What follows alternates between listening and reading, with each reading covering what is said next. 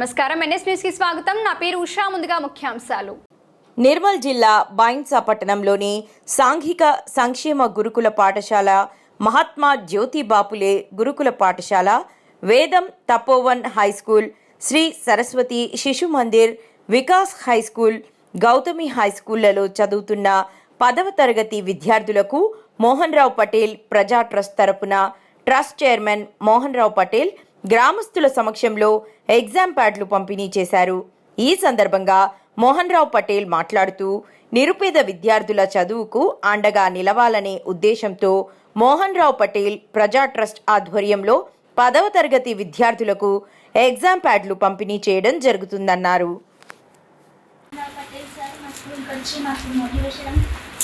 చేయడం జరిగింది. వాటి బిజీ షెడ్యూల్ ఉన్నప్పటికీ వాళ్ళు వచ్చి ఎగ్జామ్స్లో భయపడద్దు, ఎలా రాయాలి అనేది మాకు చెప్పారు. ఎన్నో ఉదాహరణలు తీసుకొని ఈ వికసిత్ భారత్ని మా యొక్క వంతుని మాకు గుర్తు చేయడానికి ధన్యవాదాలు sir. And my dear friends, sir, we are preparing very well for our SSC board exams. Thank you for providing exam pass, sir. And we are going to gain so many things as well, good result in standard. We will consult, sir, to you. If you face any problems, we will come to your library, sir, to read so many books. We will get so many knowledge from that. Thank you, sir. Thank you for everything, for your support and your strength for us. Thank you, sir. Thank you for that. అందరికీ తెలుసు, mostly Mohan Rao Patel గారు దాదాపుగా మేము కాక అంటాం. వీరు దాదాపుగా నాకు తెలిసి 15 సంవత్సరాల నుంచి వారు అనేకమైనటువంటి సేవలు అందిస్తున్నారు. ముఖ్యంగా విద్యను ప్రోత్సహించాలనేటువంటి ఉద్దేశంతో మనం ఇప్పుడే బ్రదర్ చెప్పినట్టు చాలా పెద్ద మొత్తంలో ఒక గ్రంథాలయాన్ని నిర్మించింది వారు.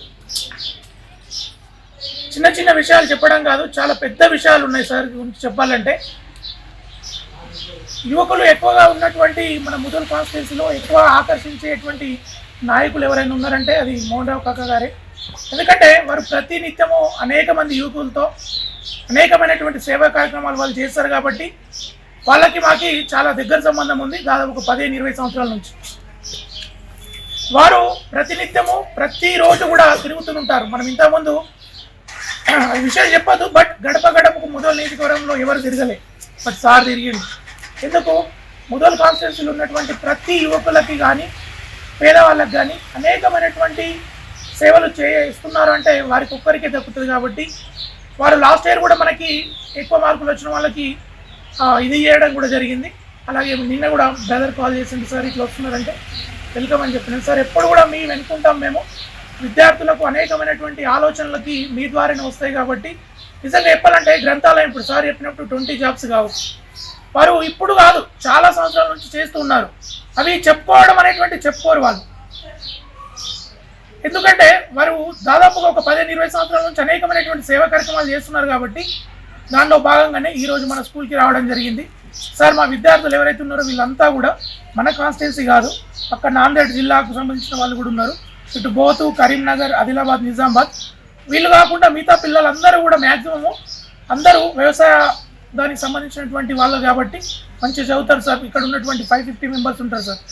కంప్లీట్ అందరూ కూడా మన క్యాస్ట్, మన పటేల్స్ పిల్లలే మా తాట ఎక్కువ ఉంటారు సార్. కంప్లీట్ ఎక్కడ చూసినా పటేల్స్ పిల్లలే అంటారు.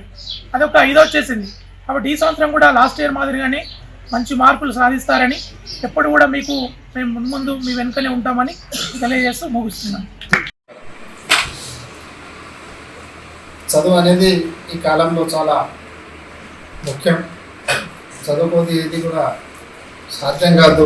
మన భవిష్యత్తే ఎంత అంధకారంగా ఉంటుంది. కాబట్టి మీ చదువులపై శ్రద్ధ వహించాలి. మీ 10వ తరగతి ఉత్తీర్ణత శాతం చాలా పెంచాలి.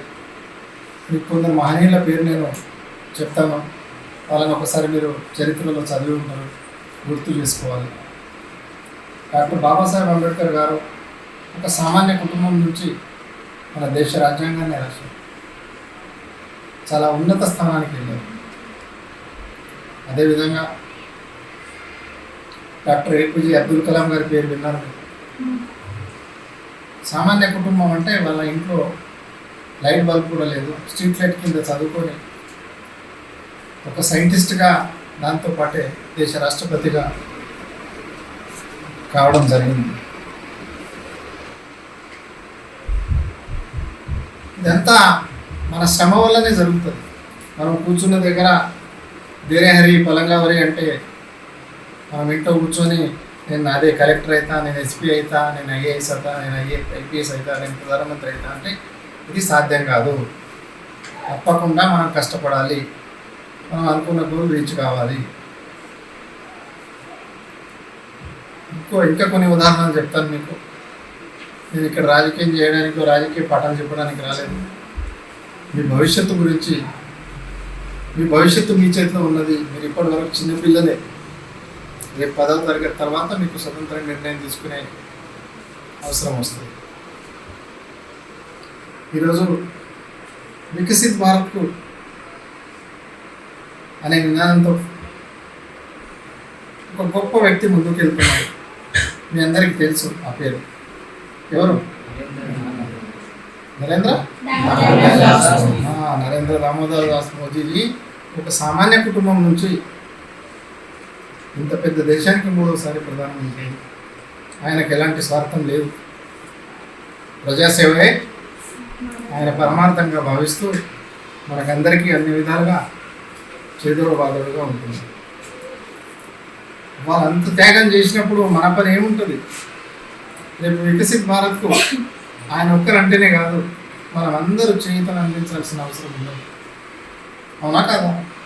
మీ దాంట్లో నుంచి 4 సైంటిస్ట్ అయింది. మన దేశానికి గొప్ప పేరు కదా. అందుకనే మీరు రాణి రుద్రమ పేరు విన్నారు కదా. ఒక్కొక్కరు రాణి రుద్రమాల నాకు తయారు కావాలి. ఛత్రపతి శివాజీ హైందవ సామ్రాజ్య నిర్మాత. ఆయనకు ఆదర్శంగా తీసుకొని మీరు వీళ్ళందరినీ గుర్తు చేసుకుంటూ